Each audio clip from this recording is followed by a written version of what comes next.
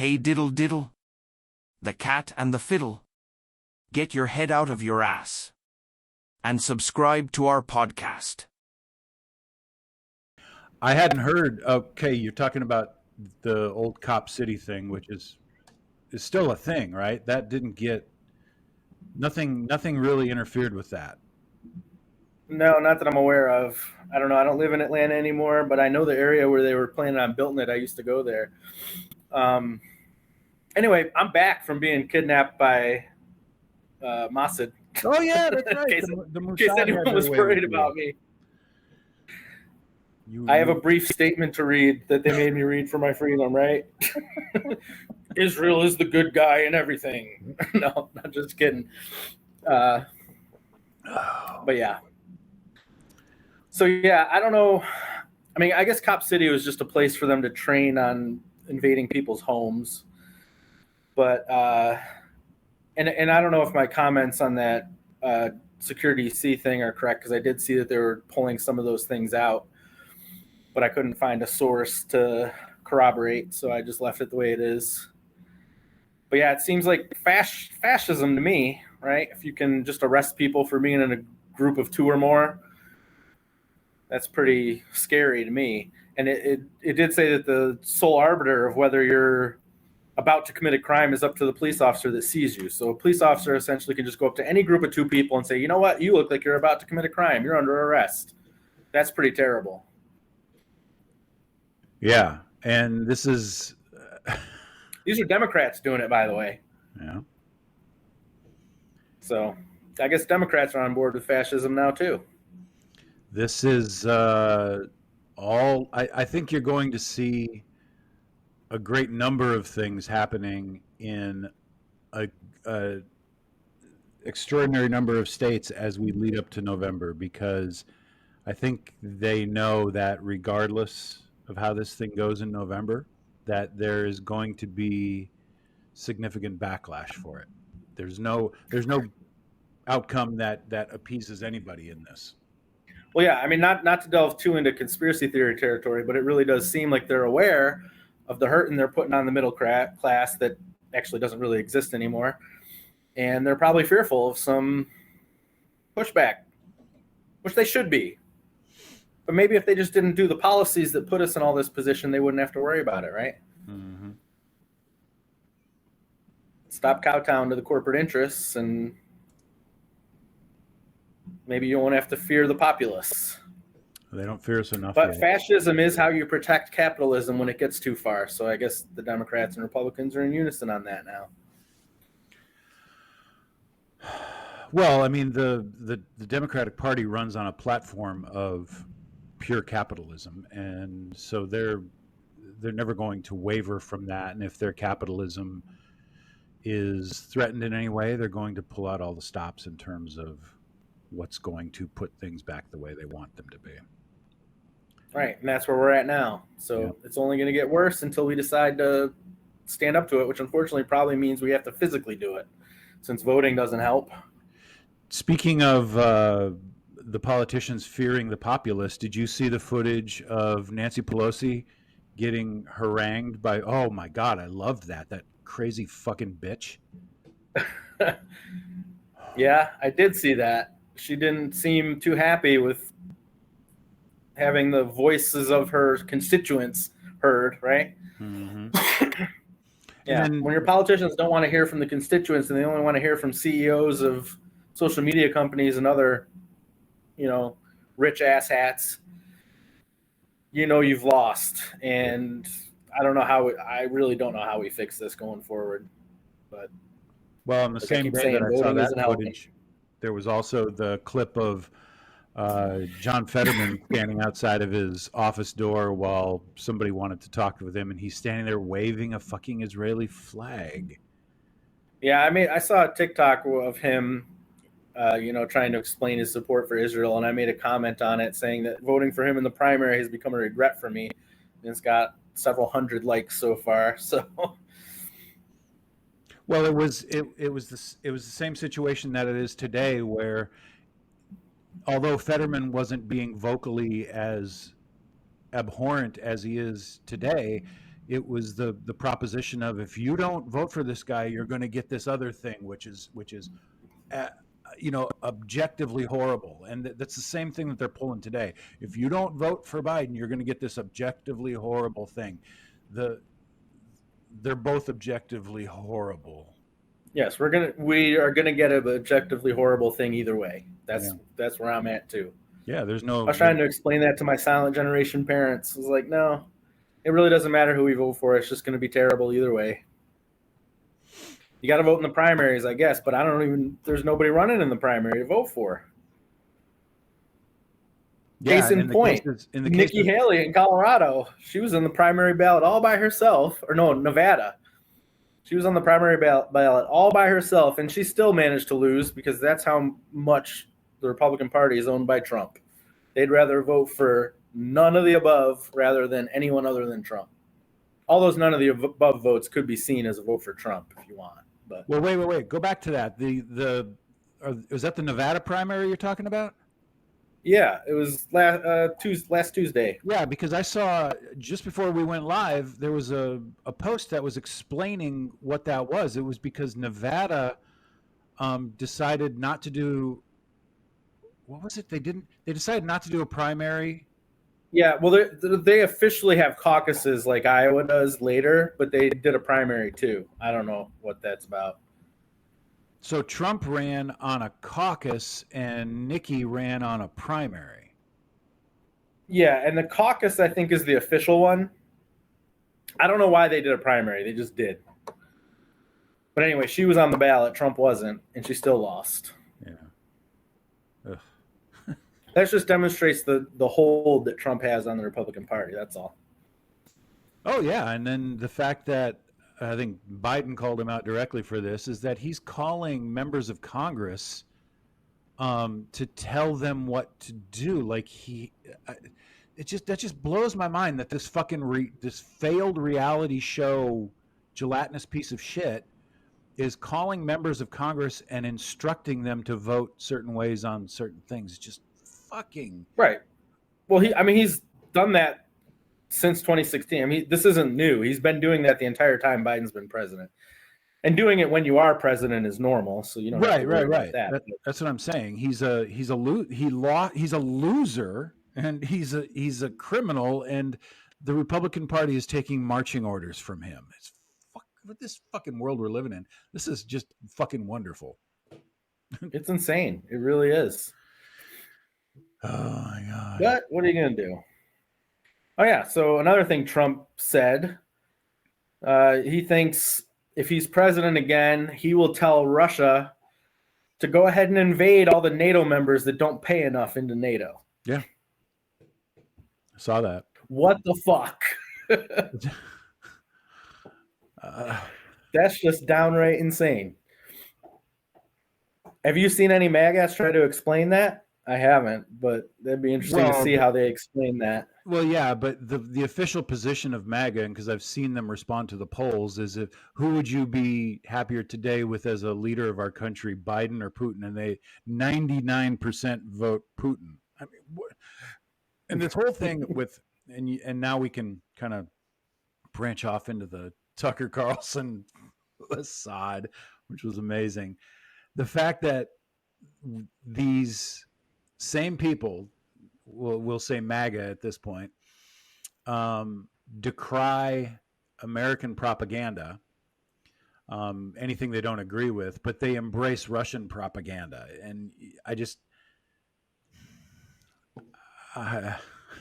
know what to say about it anymore. You know what? This isn't on the outline, but speaking of propaganda, I'm sure you've noticed that there's been some backlash against Taylor Swift from the left, right? Yes. And mainly about her use of private jets. Now, do you think that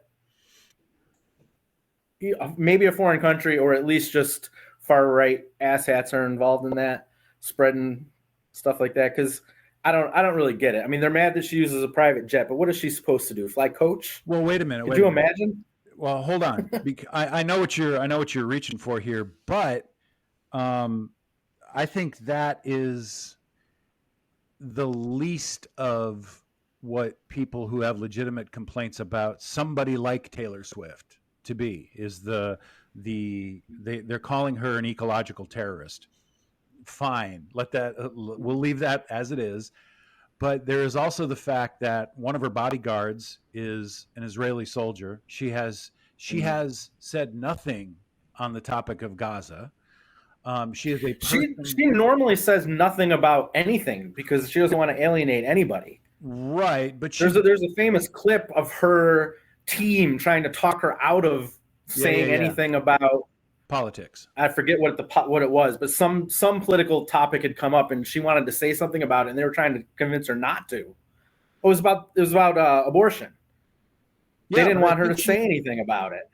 I could have swore that she did. And I don't know if she ever did, but there's a clip of her saying that she wanted to. I think she did. I think she has made statements about LGBTQ rights and women's rights and those sorts of things. Now, I would not call her politically active, though, at least publicly. I mean, I'm sure she votes. And the only thing she says publicly is vote. She doesn't say vote for this guy or vote for that guy.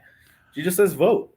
I know, but nobody who says that means that. That's not what they mean when they say vote. Nobody is saying it doesn't matter who you vote for as long as you vote. It's important.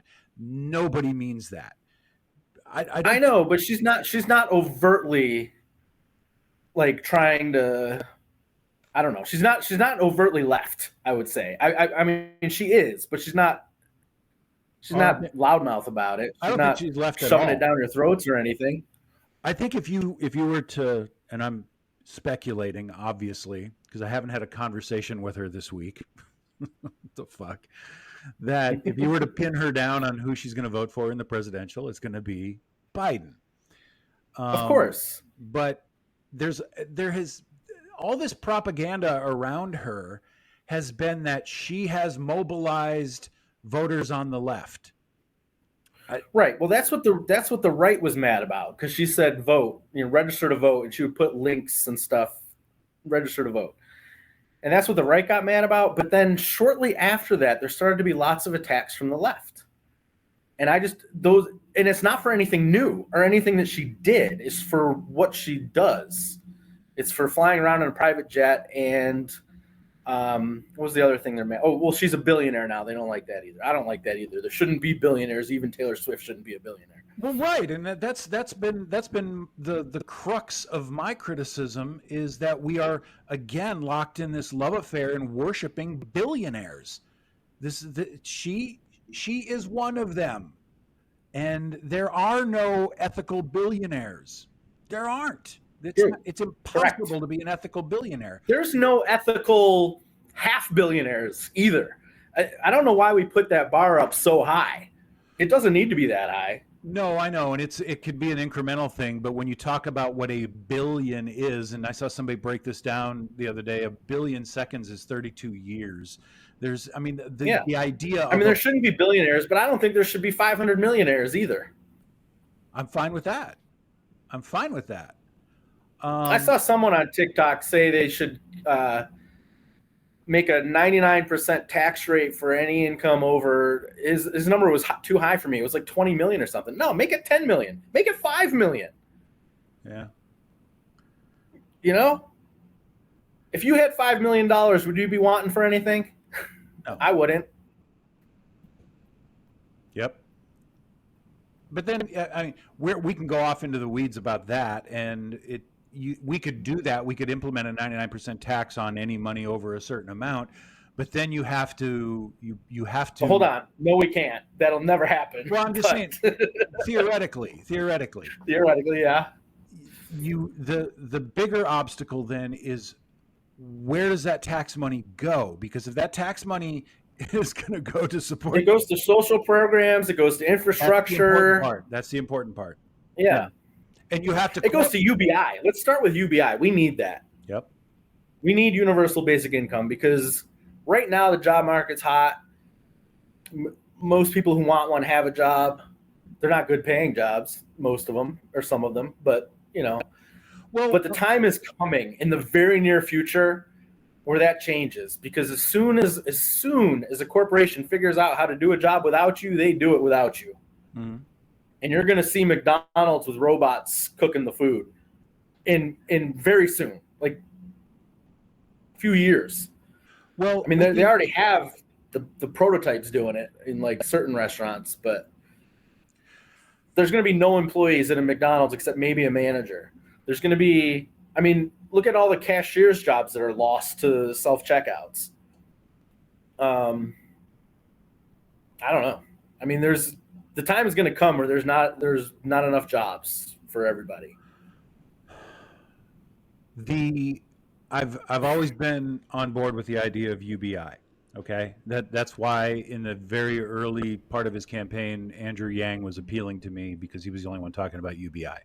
However, the thing that the cycle that we're locked into right now is cost of living versus increase in wages.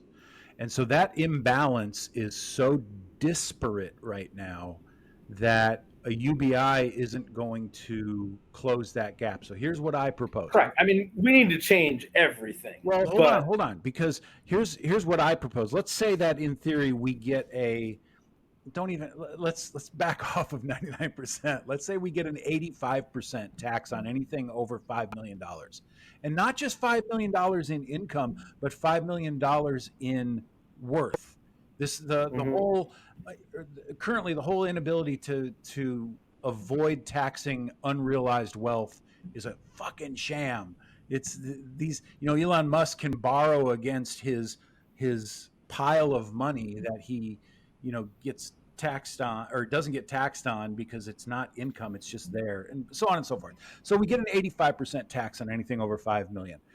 I think rather than UBI, the better approach that would solve the gap is that if the cost of living, and take housing, food, fuel, all the factors that are a cost of living, if those things are increasing at a rate that is X, but then wages need to increase at the same rate. So that money that's captured from an 85% tax needs to go to a government program that supplements wages commensurate with wherever you're living to close the gap between what your wages are and what the cost of living is, so they can raise the cost of housing all they fucking want. Go ahead, raise the fucking cost of housing. The government capturing that money could raise your wages to keep up with, so that you can fucking live.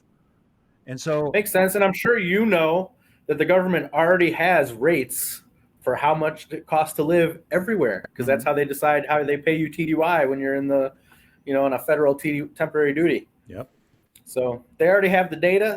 They wouldn't be that hard to implement. Yeah. I mean, we're talking out of our. Yeah, it'll never happen. We're talking out of our ass because we're going to crash and burn. That's the best we can hope for. Well, maybe we're talking to a future generation that can rebuild with our ideas. I hope so. Is Biden declining mentally? Hold on a second with that one. How old is Biden? 70 or 80? How old is he? Hey, 82, Google. I want to say. 81 years old. Okay. Uh-huh. Change that question to, are 81-year-olds declining mentally? Fuck yes, they are. Almost without exception. So the answer is Biden. Yeah, my dad's 82. You can have a conversation with him, but every now and then he says something weird, or he doesn't understand something that he used to understand. Every now and then. Yeah. So yeah, and you can't have that with the president of the fucking United States. Correct. Yep. Yeah, well, I think we've mentioned on an episode before that I believe in a mandatory retirement age for politicians. Yeah. And I would increment it, like the House. You can't be in the House if you're over 50. You can't be in the Senate if you're over 60, and you can't be president if you're over 70. You're being very generous. Something like that. That's very generous. I would bring those numbers down by 10 years each.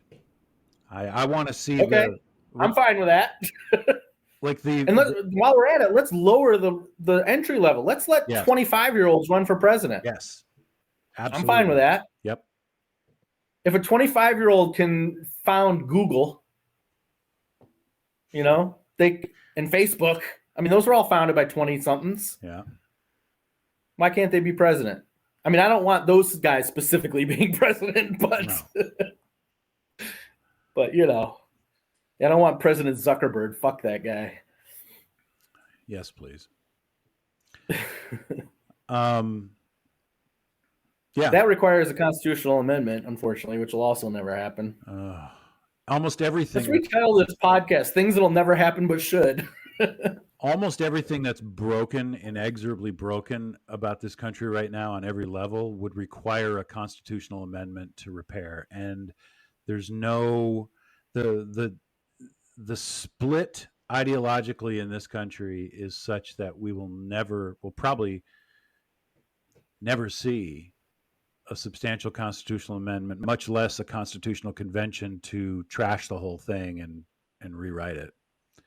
And the whole idea of a constitutional convention, is frightening anyway, because you may come out of that so far from what you thought you were going to get going in, and then you're stuck with it for a very long time. So now, it's been a while since I took a civics class, but aren't there two routes to constitutional amendments? Can't 2/3 of Congress propose a constitutional amendment, or 2/3 of the states? Isn't it either way? Well, still, even with either of those scenarios, I don't think you get anything. No, it's unlikely. But you'll never get 2/3 of the states to agree on an amendment, I don't think. Correct. An amendment can be proposed in the following ways: Congress, a 2/3 vote from the House of Congress, a convention called for by 2/3 of the states. Yeah. That's what I said, mostly. Well, hang on, because once proposed, the amendment must be ratified by 3/4 of the state legislatures. So that's a problem. Everything's a That's a problem. That won't happen. All right. Next. All right. Scratch that. Next. We don't need to go over. We don't need to go over the details of demonstration of Biden's mental health, because I just put that there in case you wanted examples. There are some things I read, although I did also read that he has a history, and it went back to like the 80s of him mentioning having meetings with dead people. So I don't know if is that a personality quirk, or is that a mental illness? What do you mean, weird. What do you mean meetings with dead people? Yeah, I guess like even as far back as the 80s, he would talk about having conversations with people who had died before he was born. Oh, wow.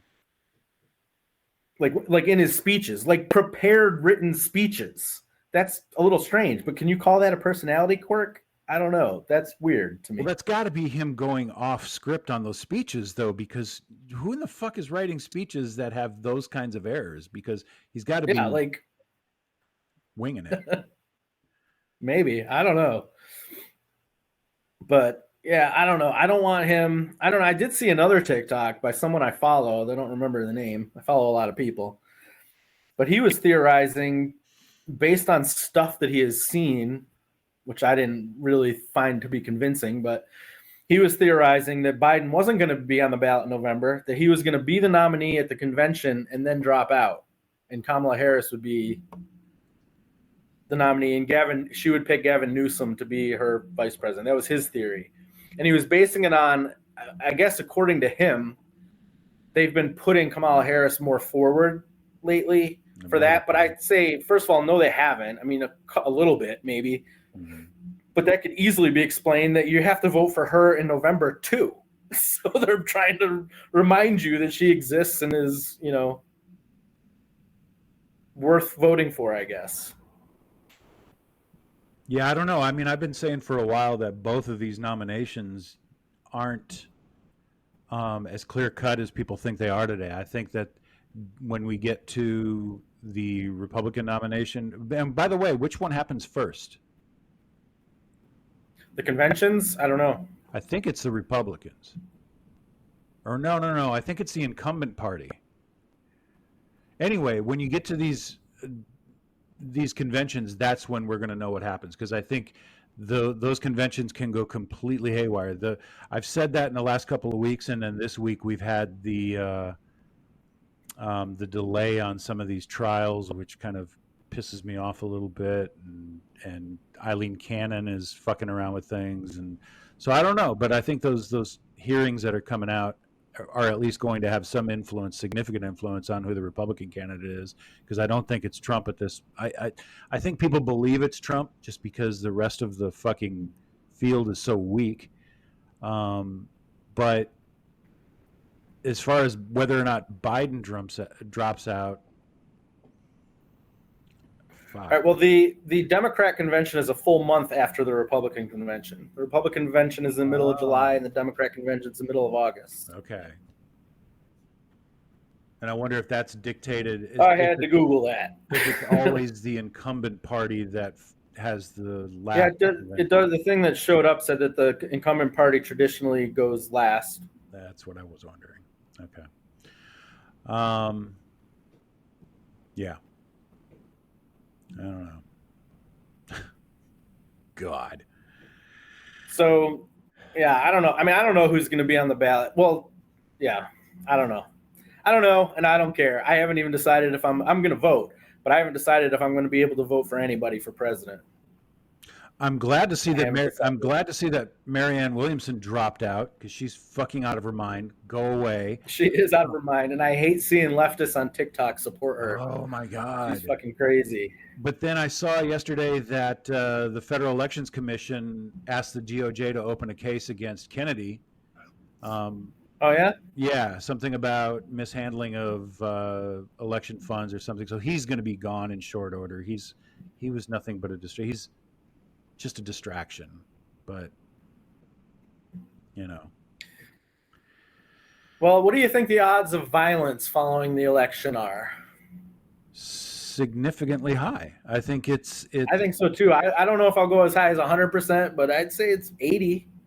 I think then we have to posit an idea here. Let's say that it is Biden versus Trump, and if Biden wins, the chance for there being violent outbreaks around the country are near 100%. I agree. If Trump wins, I think it's going to be the same thing, and it'll be mostly the same perpetrators. I think the right wing, the MAGA crowd, is going to do stupid shit if Trump wins, and then people are going to respond to that, and it's going to escalate. But I think that's where you're going to see. I think you're going to see a pretty heavy police presence in a lot of places for the month of November. And then getting into the month of January, because again, if Biden wins, they still do the same, even though he's being reelected, they still do the same certification of the votes in January, right? Mm-hmm. Before the inauguration. The police presence around that event in January is going to be enormous. They're going to shut down fucking DC. Well, there'll be National Guard there for sure. Biden will have the National Guard out. At least. Because, MAGA folks, if you're watching, the Trump president can call out the National Guard, not what do they call it? What's Mike Johnson? Speaker of the House, not the Speaker of the House. Oh, yeah. They like to say that it was Nancy Pelosi that didn't call out the National Guard. I was in the military. I never saw the Speaker of the House on my chain of command anywhere. Ever. We got the first all caps Trump 2024 comment in our TikTok live. Woohoo! Yeah, on your live. I only have one person watching on mine. I don't even know who it is. It might be you. So you don't see the comment. You don't see the comments in my live that you're co-hosting? No, because I'm on my live. Well, yeah, but your live is in my live. That's weird. It shouldn't be that way. No, it's different. It sucks. I have no comments. I see no comments. All right, so segueing into the Rafa story, I mentioned to you before we went live that I had a comment on one of my posts from a guy who was trying to insulate Israel by saying that, as we're talking about the civilian death toll and the definitively clear genocide that's going on, his comment was, well, Israel warns the civilians to leave these areas instead of just invading. And that doesn't usually happen in war. And I responded to him. I said, they order these civilians to leave and they give them a place to move to, and then they massacre them in the place they moved to. Yeah, they've done that at least twice in this current conflict. At least. Where they attacked the civilians that were leaving when they were told to. Yep. The whole, I keep coming back every day that I get up and I see new reports of horrific circumstances in Gaza and new death tolls. I keep coming back to a statement that I think Motaz made about, it may not have been him, it may have been somebody else, about how you're not a free people if you can't do anything about this. And there's nothing more true than that. The idea that we're living in a free country, that we have any sort of freedom, when the entire world is standing against these atrocities and yet nothing is changing. That should bring the harsh reality of what we're really living in into sharp focus. Yeah. Did you see Katie Couric's interview with Kamala Harris? No. It was about, well, she said, like, what do you know, have you seen it? First, she's like, have you seen these things that Netanyahu has said? These are at the opposite of what you guys are saying.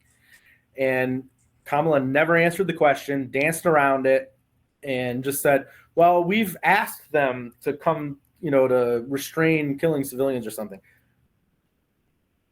You're the ones giving them the bombs that they're dropping. Yeah. The United States is complicit in all 30,000 Palestinian deaths of this massacre that's ongoing. Absolutely. The United States is complicit. And South Africa should sue us too. Well, the Biden administration is being sued. I don't know if it's by South Africa or who it's by, but it is specifically for participation in genocide. Mm-hmm. There was something I was going to say and it slipped my mind. It'll come back to me. You go ahead and move into the specific story that you had about the little girl. Yes. All right. So this is going to be the worst story that I have to ever tell on this podcast. Some of you probably have already heard it, but there's a little girl. Some reports say she was 5. Some say she was 6. She was fleeing the Israeli genocide against Palestinians with her aunt, uncle, and cousins. Their car came under attack by Israeli soldiers. Everybody in the car died except for this 5 or 6-year-old girl whose name was Hind or Hind. She managed to get a cell phone and called the Red Crescent for help. And you can listen to her. It's recorded. It's been released. You can listen to her asking for help while she was trapped in the car with all her dead family members. And I guess the Red Crescent sent an ambulance to go find her, but they lost contact with it. After Israel pulled out of the area where this had all happened, and when people went in, they found the little girl had died. The paramedics that had gone to rescue her had also been killed by Israeli soldiers. So, yeah, that's not war. That's not self-defense. No. There's really nothing you can say about that. There's no defense of that whatsoever. Yet the people that are defending it are using a very specific script when they justify these types of things. And they are saying very clearly that every citizen of Gaza of any age is a threat to their whatever, their way of life. Well, yeah, Israel says that all Palestinians are Hamas. Mm-hmm. That's what they say. But we know that's not true. No, but everybody in this country that supports Israel is parroting that. And they Well, I want everybody to reach out to your congresspeople, your senators. Ask them what they think about that story of the little girl that got murdered by Israeli soldiers, and the paramedics that went to go save her also got murdered by Israeli soldiers. Ask them to defend that and see what they say. I've already asked Fetterman and Casey, my 2 Democratic senators. I sent them emails. Now, we already talked about this before. We don't know if they read your emails. They probably don't. Well, sometimes they do, but or a staffer does. The politician's not going to read it, but call and leave them voicemails. Ask them to explain their support of that, because I couldn't explain that no matter what. And the trend now is, and this has been sort of trickling in for the past, I want to say the past month and a half, of countries that have been firmly either quiet about this or that they have been complicit with Israel in this in some manner. And the latest example is Saudi Arabia. Saudi Arabia apparently issued an official statement regarding the next step in this horrible situation that Israel plans to execute against Rafah.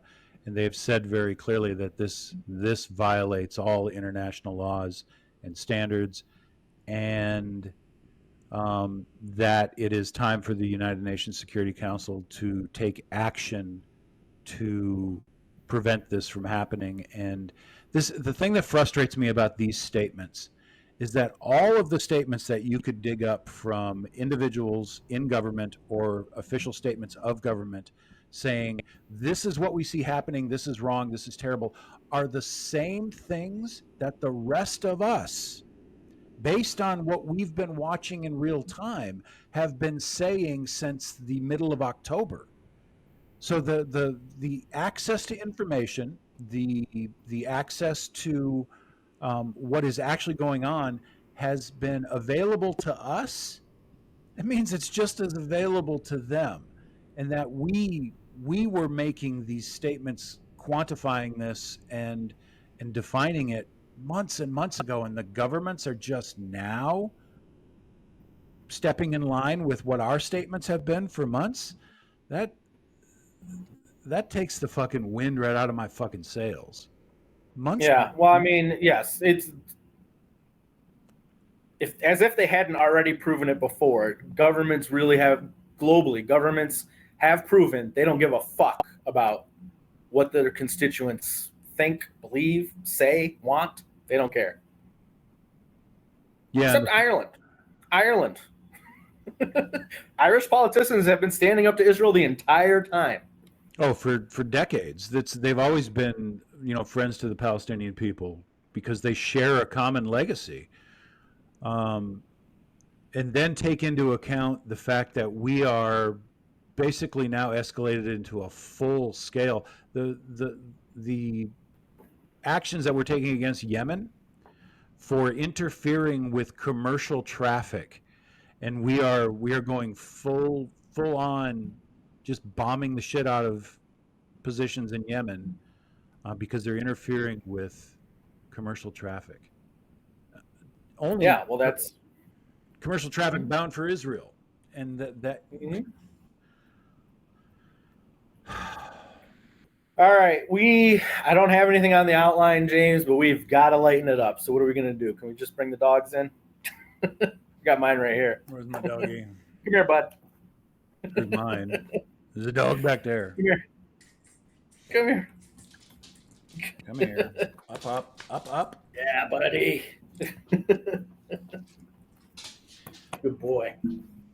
Dogs make it all better. That was a little too heavy. He's a good boy. All right, we'll call it a wrap for this week. Yep. We're recording this on Super Bowl Sunday, everyone. I know, James, you got anybody in the Super Bowl? I think I'm rooting for, I don't know. I'm rooting for the halftime show and the commercials. And this concludes our broadcast day. Go forward in peace as you fuck up someone else's peace.